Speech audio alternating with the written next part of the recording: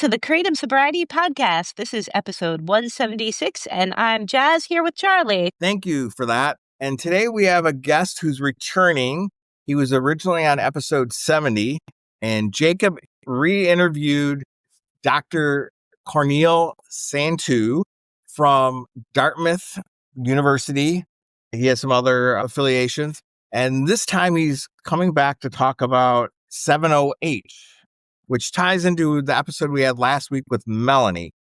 And the topic for today that I wanted to do is just dig a little bit into some assertions that we made in the podcast last week and that you might find if you're reading any articles about the subject.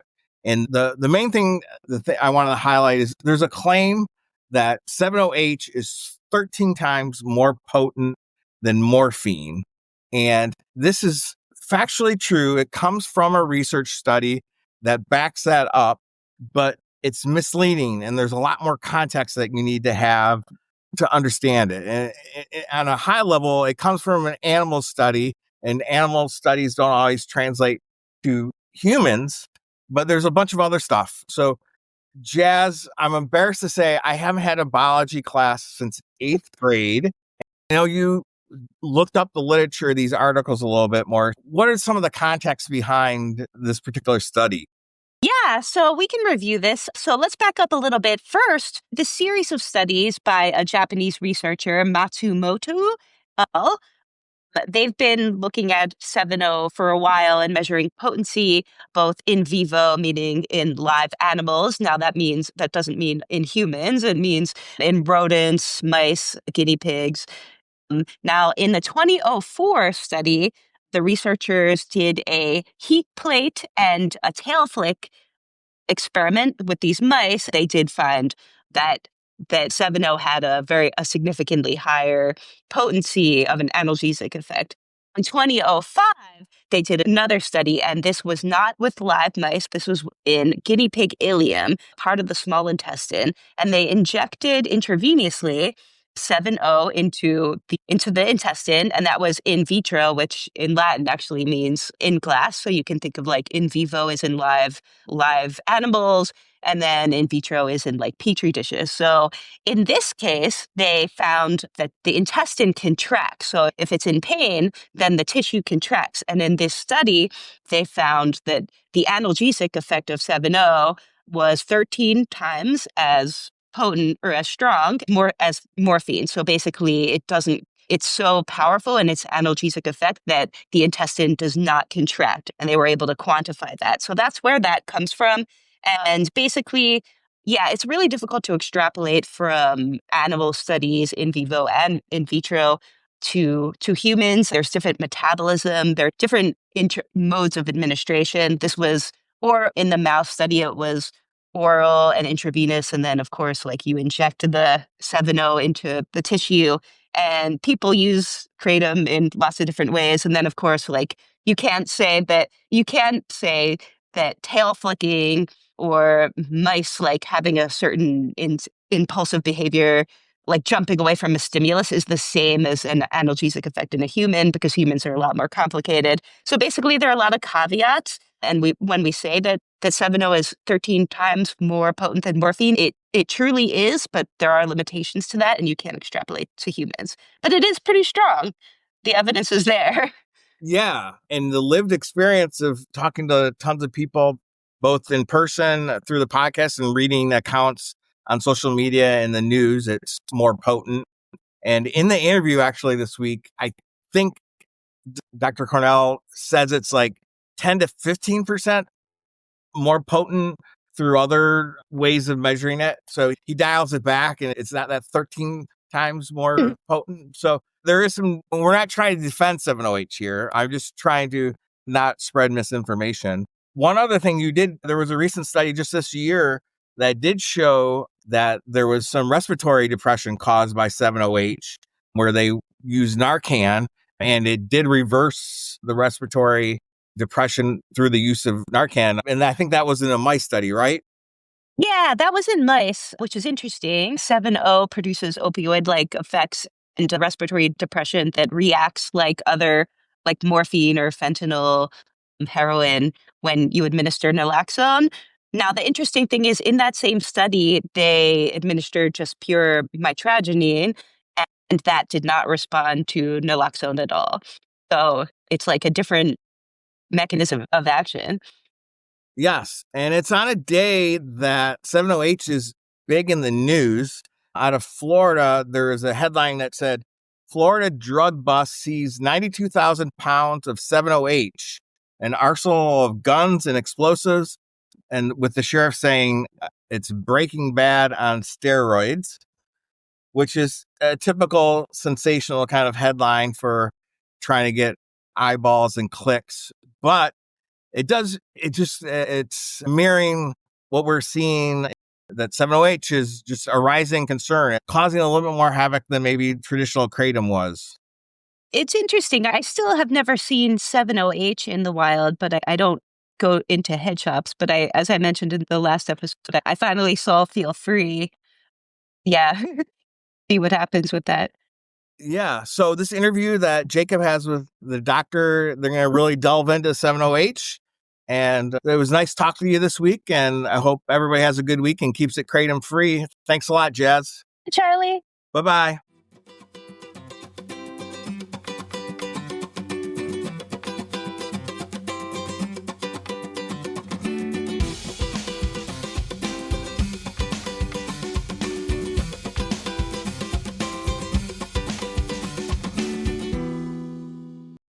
Welcome to the Kratom Sobriety Podcast.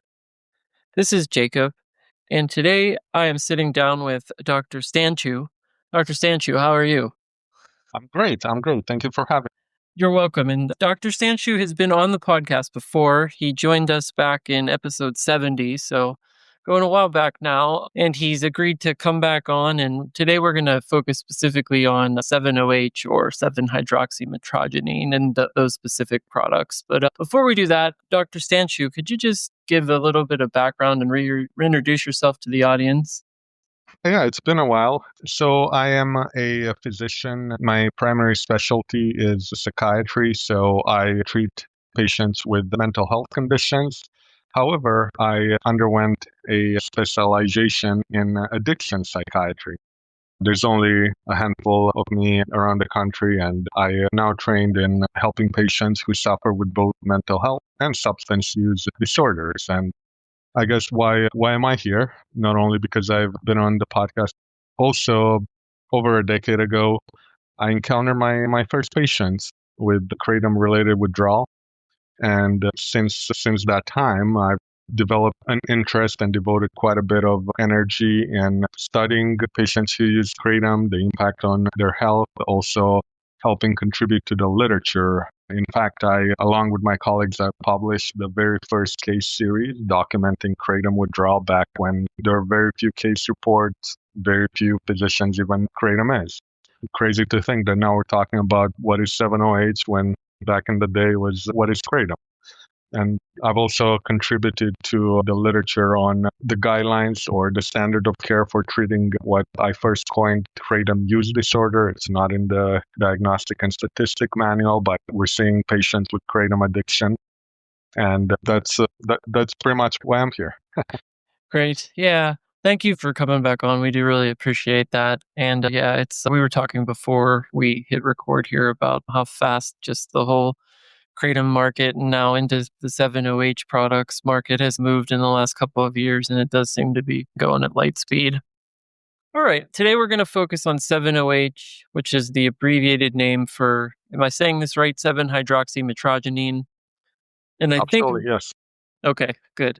And I think most of our listeners are going to be familiar with 7-OH, but for anyone that might not be, could you explain maybe what 7-OH is and how it may differ from traditional kratom or kratom products? Yeah. Let me take a wider approach here. Let me start broad and focus in on that particular question. So, Please.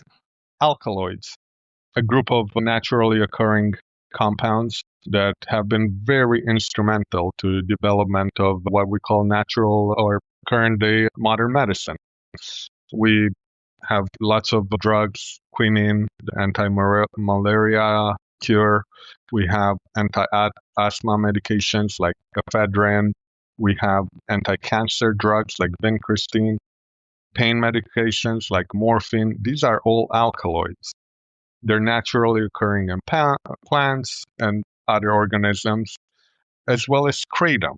So kratom has over 25 alkaloids that we currently know of today. The most studied one, if we were to have this discussion, is mitragynine. But now we know a lot about 7-hydroxymitragynine as well. So those are both alkaloids. The major alkaloid in kratom is mitragynine, which makes up 60 to 66% of all the 25 or more alkaloids. And to a very minor extent, there's also 7-hydroxymitragynine found in leaves attached to the tree.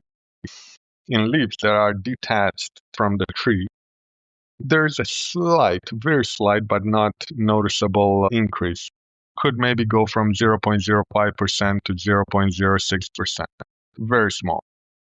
The vast majority of 7-hydroxymitragynine that is found in one's body is created through the conversion of mitragynine to 7-hydroxymitragynine by the liver, the enzymes that are found in the liver. So that's where the majority of it is found. 7-hydroxymitragynine has some action on the opioid receptors, but a lot of action on alternative receptors as well. That's why you get a lot of the stimulant-like effect. But 7-hydroxymitragynine primarily acts in a highly potent way on the opioid receptor. So you get the opioid-like effect primarily from the conversion to 7-hydroxymitragynine. Okay.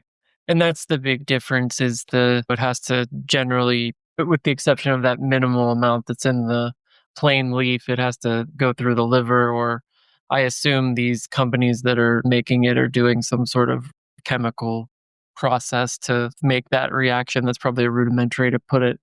But is that sort of how the products we're seeing are coming on the market? Absolutely. And when you use an enzyme to convert into 7-hydroxymitragynine, there's only so much that enzyme can process. Yeah. So it's not like you can get these high levels into your body simply through conversion. The enzyme gets saturated. There's only so much that it can do.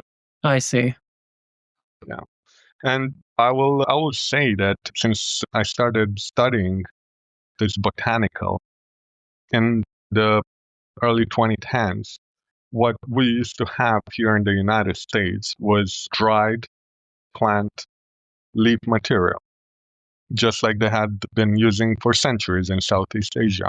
Then, around 2015, there's been somewhat of a second phase to kratom industry where they started, in a way, enriching the alkaloid content in the plant material. So using solvents, they increased the concentration of both mitragynine, 7-hydroxymitragynine per gram amount consumed. And now what we're seeing is these commercial products that look nothing like kratom. They're made in a laboratory where they're separately transforming mitragynine 100 leaves of plant into just 7-hydroxymitragynine, compounding that and selling it as 7-hydroxymitragynine alone. But it's still called kratom because it's derived from kratom. Yeah, it's a very different end product by the time you get to these isolated 7-hydroxymitragynine products. So I know that kratom mitragynine is a partial opioid agonist. Is 7-OH also a partial agonist, or is it a full agonist on the opioid receptors, for opioid receptors? Yeah, I'm glad that you're familiar with that terminology. I have some experience with this, Yeah. unfortunately. I see patients on a regular basis, and I always have to start from scratch when explaining concepts like that. For those of you that are not familiar with it, a full agonist basically would be like going to the bathroom and turning the water tap all the way up. A partial agonist would be like turning it to the middle point. Okay. So when a compound acts on a receptor, you get 100% activation. When a compound is a partial agonist, you get 50 to less than 100% activation. And we know that across various cell lines, So multiple organisms, whether it's in human cells, rat, mice, monkey, whatever, acts as a full partial agonist. Okay. So just other opioids like buprenorphine would. So you only get about 60 to 7, maybe less, depending on the cell line activation of that. And you have a ceiling effect on the respiratory depression. That's why you're worried about it when we're talking about opioids. Yeah. So mitragynine has a ceiling effect. You're not going to get full respiratory depression, but you also get the partial activation. 7-hydroxymitragynine is a little bit more controversial because in Mm. some it's a full agonist, so acts just like morphine, maybe more than morphine, 10 to 15%. Some studies have shown Okay. more potent than morphine, but it activates it fully. But in humans, there's a debate as to whether it may be a highly potent partial agonist. So maybe you get that 90-95% activation of it. Yeah, I see. Regardless, it's still even if it isn't a full agonist, it still has a very high partial agonist effect, I guess you could say. Correct. High potency. It's how the potency basically defined on how tightly something sticks to a target when you throw it there. Okay. Yeah, you explained this very well. That's great. And I've seen some disagreement online and in other forums regarding 7OH's potency relative to a full opiate agonist. I think you already spoke on this about its potency against morphine. But when it comes to strength and binding affinity, like what's your could you comment? I think you already commented around morphine. It was like maybe 10 to 15% stronger or percent stronger, something like that. Again, depends on which cell line you're looking at, but Okay. what seems to be somewhat of a common consensus is that it's 10 to 15% more potent on the mu opioid receptors compared to morphine. Yeah. Okay. There's a lot of similarities when you think about the poppy plant and morphine and the kratom plant and 7-hydroxymitragynine, because morphine is an alkaloid naturally occurring in the opium part of the poppy plant. So how is morphine isolated? The same thing. You gathered a bunch of poppy plants, extracted the opium, and then from there you extracted the morphine. It's naturally occurring in the plant. And there is something therapeutic in that plant. Yeah. Just like there is something highly addictive and highly dangerous. And Yeah. same thing with the kratom. You have 7-hydroxymitragynine. It is naturally occurring. You can get it through conversion from nitrogen, something that maybe may have some therapeutic potential, but something that's highly dangerous. Yeah. Yeah. Highly dangerous is true for sure based on what we're seeing. Maybe some questions now a bit about the action of 7OH on the addict or on people out in the field. So it seems to me through just anecdotal data, more or less, that guests coming on this podcast, what we see people reporting in various forums, that 7OH may cause a stronger dependency and in many cases stronger withdrawal symptoms than traditional kratom or kratom products. Is that what you and colleagues in the medical field are seeing when it comes to treating patients that are addicted to 7OH versus maybe someone that's just addicted to kratom powder, maybe some extracts here or there? Yeah, like I said, when I first saw that, my very first patient, this was 2010, she was using dry leaf material and was experiencing some minor withdrawal on abrupt cessation because she was hospitalized inpatient. So this is whole kratom leaf. But what I've been seeing over the years is more severe withdrawals. And that's because of that enhanced potency, more 7OH, and what they're using, more 7OH concentration. And because of it being a full or partial agonist with high potency on the opioid receptor, what you get is, and this is the cornerstone of any addictive substance, the burst of dopamine in the nucleus accumbens. It's central to the neurobiology of addictive disorders. So with 7OH, for 7-OH enriched products, you get more of a burst in dopamine, a higher spike, higher levels. It occurs faster, and that contributes to the whole notion of developing an addiction. Other aspects, the receptors do get internalized a lot faster. They do get desensitization, which leads to them requiring higher doses as they progress in use. Receptor downregulation, so you experience more withdrawal. But going back to what I was saying, that very first patient, she started experiencing, because she was using the dry leaf material, she started experiencing symptoms that were more like flu-like, maybe some body aches, just over 12 hours from admission.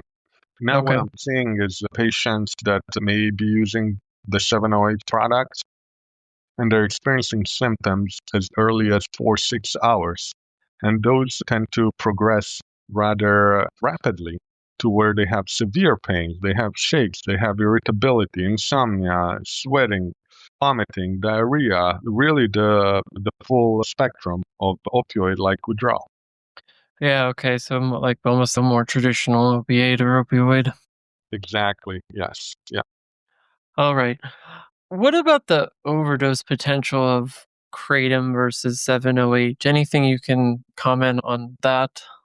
The plant itself has been used for centuries in Southeast Asia. There's no documented reports of any fatalities, significant adverse effects other than pigmentation, maybe loss of stamina, obviously some cholestatic liver damage here in the US.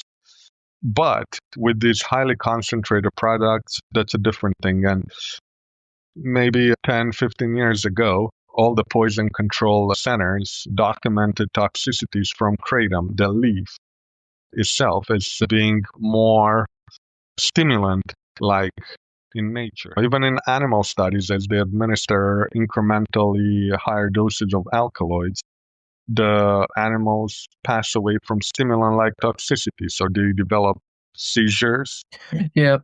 all the adrenergic-like toxicity, and then they pass away. And not so much the opioid-like toxicity, even post-mortem, they don't resemble any pulmonary edema or other evidence of opioid-like toxicities.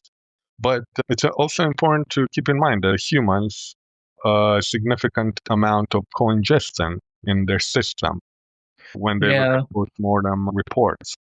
Now, with 7-OH, it's a relatively new area of study, and because of it being such a high potent opioid agonist, it is possible that individuals may pass away from opioid-like toxicities. Yeah. The only problem there in collecting such data is that medical examiners don't have a uniform guideline on assessing such cases. So a lot of where they send their labs to don't test for novel psychoactive substances. But most importantly, they don't test the levels for 7-OH. So they just Okay. test for mitragynine and the concentration of that. I recently just did a study on overdose deaths in New England, the states that comprise New England.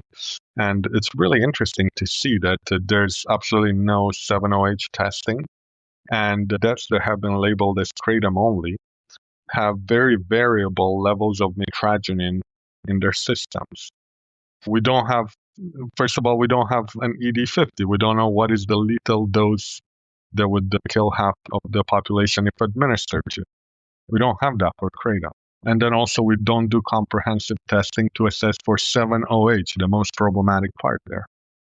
Yeah, so this thing is moving so fast that we don't even have the proper tools to even really make a good determination on what is potentially, like you said, lethal dose, what other symptoms and things are leading up to this.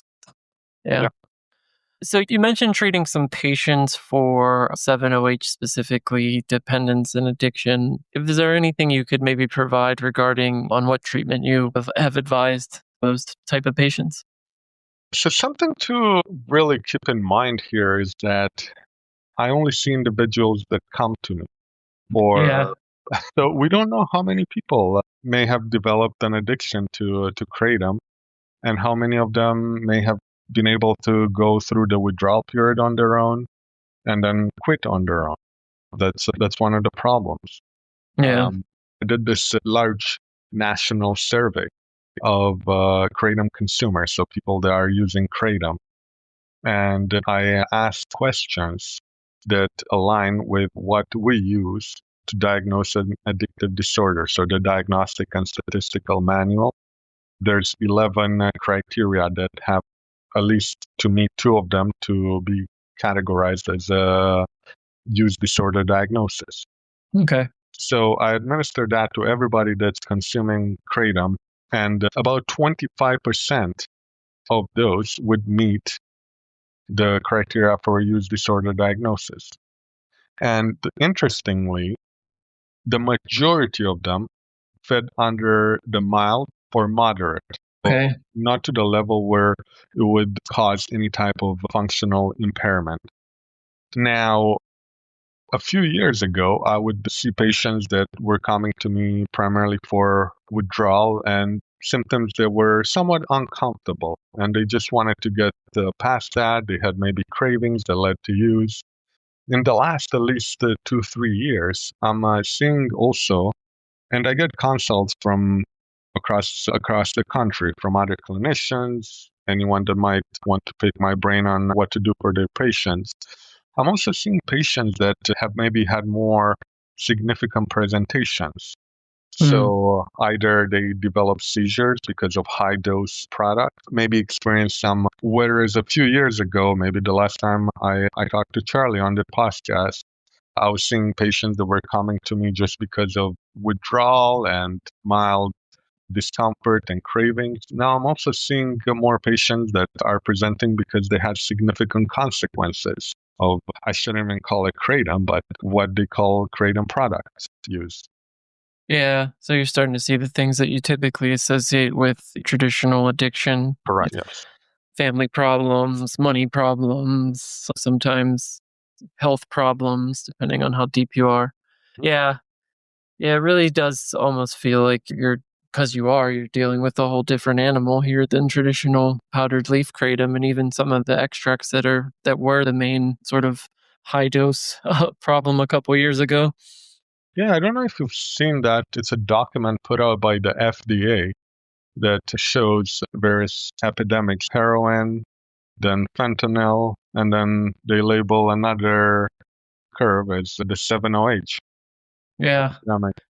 I actually Which, haven't seen that. I should Google that after this. yeah, yeah, and even looking back at the history of it, to think about it, you had the poppy plant, you extracted the opium, then you extracted the morphine, and then individuals started looking at ways to further use that, and they were able to synthesize heroin from morphine.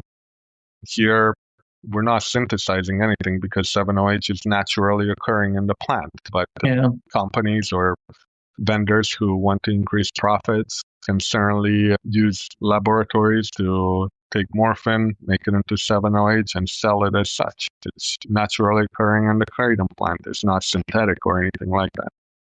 Yeah, since it's legal, it's something that you can do. What about medicated assisted treatment? Is that typically warranted with patients that are presenting particularly with 7OH addiction and dependence? That's a good question. Like I said earlier, we don't know how many patients are able to get off of kratom on their own. Yeah. How many are able to tolerate the withdrawal and then abstain? We don't know that. We don't have any studies on it. But I recently published a case series to support the notion that treatment should be individualized to the individual, not so much to the condition when we're talking about kratom addiction. The best approach would be to, first of all, from a physician standpoint, employ non-judgmental questions just to identify who is using. There's a study that showed 41% of consumers openly disclose their consumption to their healthcare provider, which I found interesting because a lot of times myself, maybe because I'm interested in this, I have to ask to get the answer. Yeah. And based on that, try to understand what are they using it for? What are they trying to manage?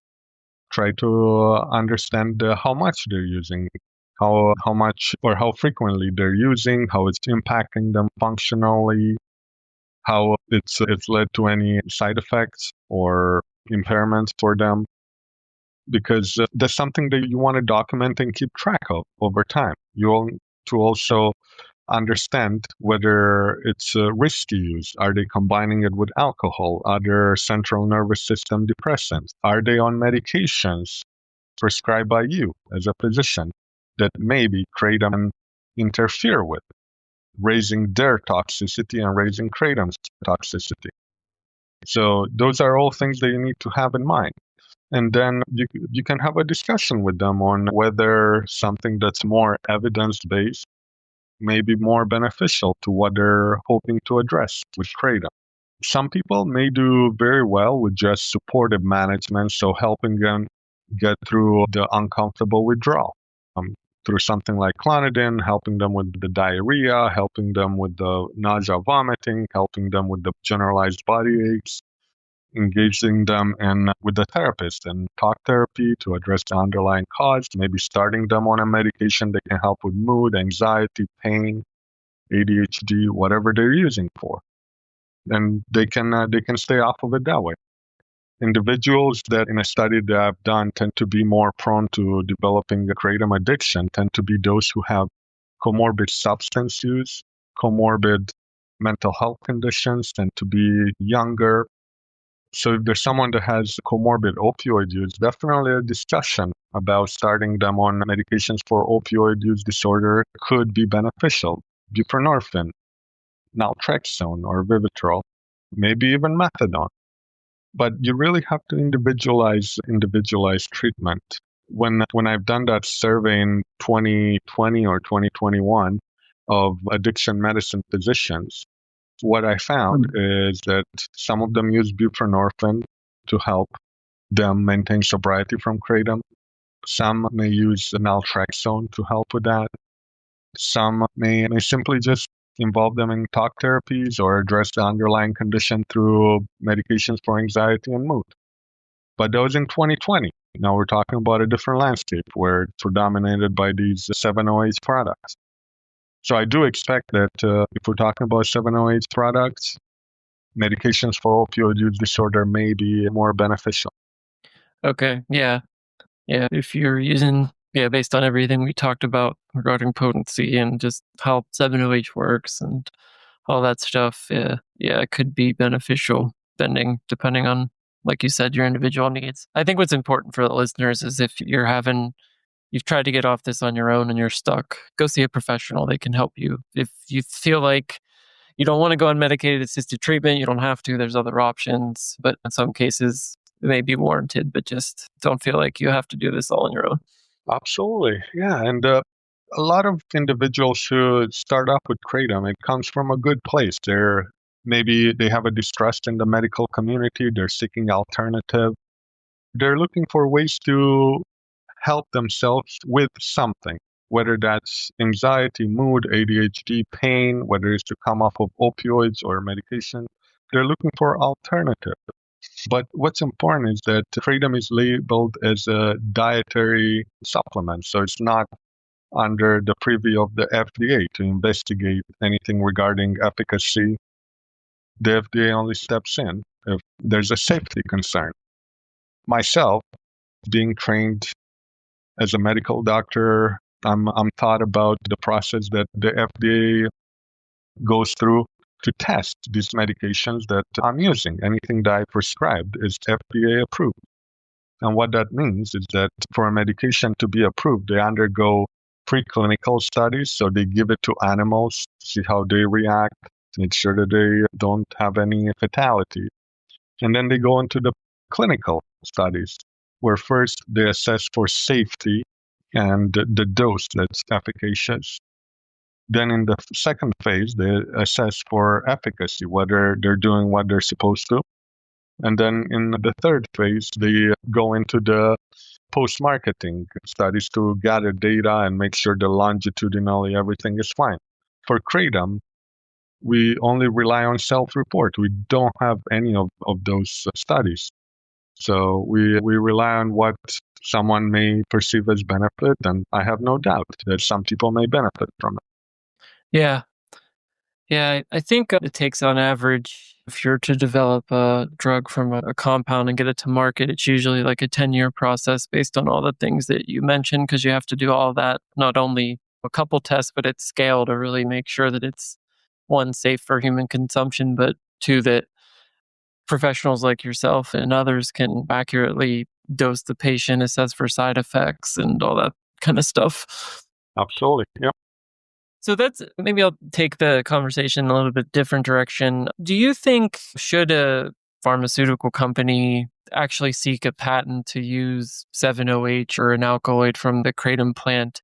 Do you think there could be like a legitimate medical use case for something like 7-OH to treat pain? Should it go through all the things that you just mentioned and be approved by the FDA and other organizations across the world that do similar things for other countries? Yeah. So the thing with 7OH is that it hasn't shown any type of safety advantage over other opioids. It's not something that would be unique. I mentioned morphine is derived from the opium plant. Morphine serves a role Yeah. when prescribed and used in very controlled conditions. So I'm not sure that 7OH has any type of safety advantage over it. And however, tends to it seems to have maybe some advantages and could be used as a scaffold for new drug development. I'm aware of a couple of groups that are exploring it as such. It doesn't recruit beta arrestin intracellularly upon binding to the receptor, which is responsible for a lot of the side effects, including opioid overdoses. So it does have a ceiling effect. In addition to that, there also seems to be some advantage, especially in animal studies, when pre-administered. When you pre-administer troponin before giving a full opioid agonist like morphine, animals develop tolerance a lot slower. They require lower doses, so there may be some Interesting. advantage. I think there's also this question about banning. So putting it under the Controlled Substance Act, Schedule 1, versus regulation. So I think banning it will really hinder research, particularly on mitragynine. But I'm more in favor of regulation than banning when it comes to that. Yeah, most of the people on the podcast that I work with, we're all pretty much of a similar mindset that one, I don't think bans work. Obviously, we have huge addiction problems with things like fentanyl and cocaine, and that those markets don't go away just because something is banned. They just fall under the purview of organized crime, and that comes with a whole host of other problems. But and also the people that tend to get swept up in bans are addicts that are using for many other reasons to escape from the pain and suffering they may have in their lives, or to avoid stress or other things that could be treated should they see a medical professional versus taking it in their own hands. But yeah, that's interesting too that you mentioned on the research side that ban would hinder that in a lot of ways. Significantly, absolutely, yeah. All right. I know you can't give specific medical advice, but generally speaking, if one of the listeners was listening to this episode and they're struggling with 7-OH addiction and dependency, any sort of pointers, tips, or advice you could give them from a general perspective? Just like with any type of addictive disorder, shame, guilt, those tend to predominate a lot of the barriers that lead to individuals seeking help. Keep in mind that nothing, or nobody, I should say, nobody is safe from development of an addictive disorder, no matter whether that's a chemical dependency or behavioral addiction. Our brains are wired the same. So if someone develops an addiction to that, don't hesitate to reach out to your medical providers. Like I said, about a decade ago, nobody knew what kratom is. And now we're talking about 708. If your PCP or whoever is in charge of your management is not comfortable in assisting you getting off of it or providing some risk benefit analysis, because that's very important.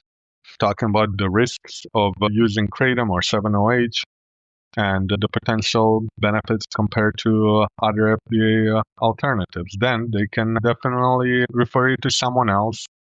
Like I said, I get consults from all over the country regarding how to best manage this case, how to approach it. Some are asking me whether to continue prescribing stimulant medications or buprenorphine if someone is using kratom. So the knowledge base is definitely increasing, and we're becoming more familiar with how to handle kratom consumers, those who have become problematic users, those who have developed addictions or other side effects. Definitely reach out to your healthcare provider, determine if there are other tried and truly tested alternatives that are able to handle what you're looking for, and help is available to help you get off of it. Yeah.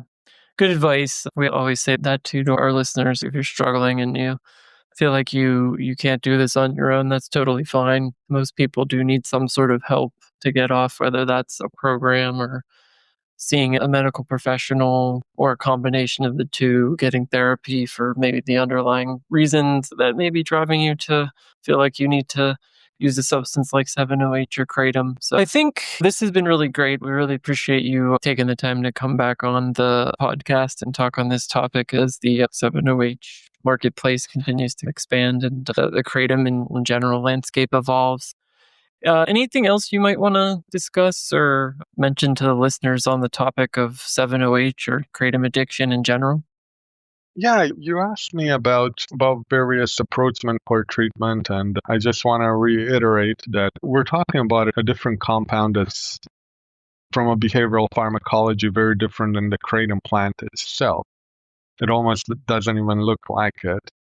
When addressing it longitudinal, when we're talking about recovery and how to maintain that, it almost seems definitely the use of medications for opioid use disorder, so the naltrexone, buprenorphine, sometimes methadone, may really be needed for 7-OH as opposed to just kratom themselves.